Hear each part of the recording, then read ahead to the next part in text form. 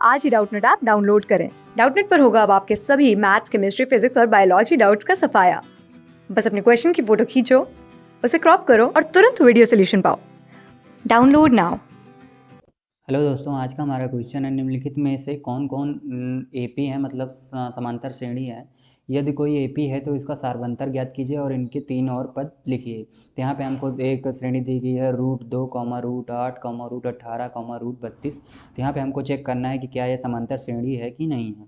तो अगर हमको ये समांतर श्रेणी चेक करना है तो हमको देखना होगा कि जो इनके दो पदों के बीच में अंतर है, मान लीजिए ये D1 है, और जो इनके पदों के बीच में अंतर है, मान लीजिए ये D2 है, तो जो D1 है वो D2 के बराबर होना चाहिए। तो चलिए हम D1 निकाल लेते हैं।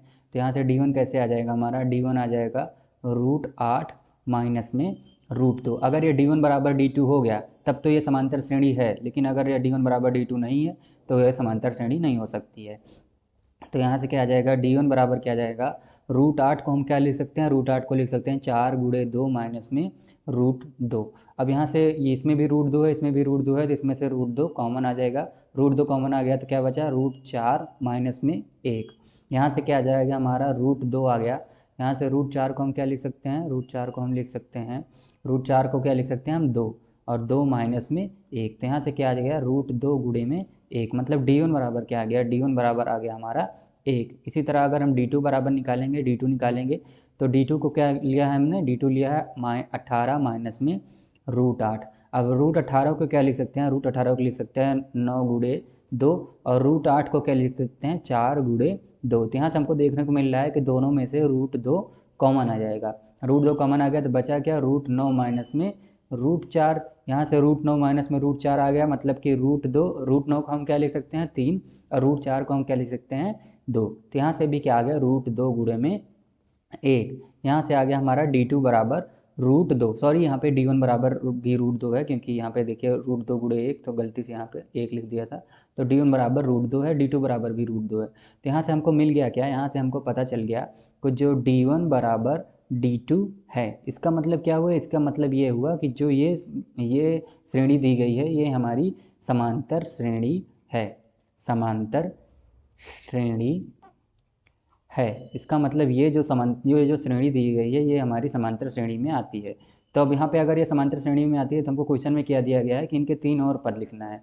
तो हमको सारबंतर पता ही चल गया है, क्योंकि सारबंतर क्या होता है, सारबंतर यही D1 और D2 होता है।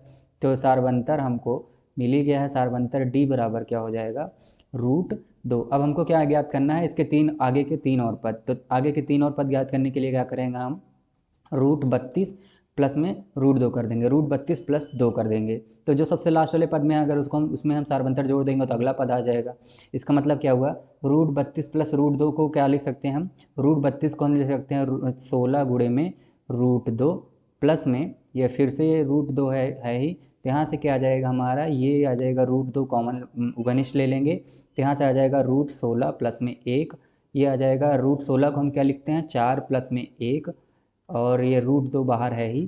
तो क्या आ जाएगा हमारा, यहाँ से अगला पद आ जाएगा 5 √2, मतलब अगला पद आ जाएगा हमारा 5 √2।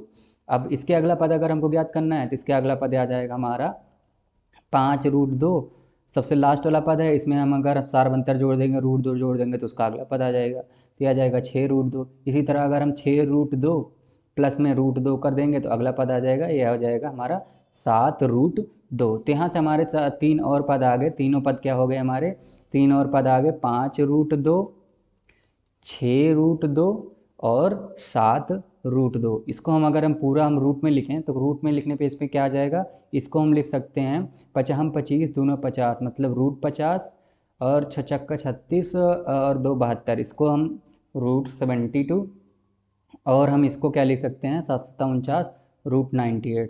तो यहाँ पे हमारे तीन और पद आ गए हैं, √50, √72, √98। तो ये हो जाएगा हमारा आंसर। Thank you.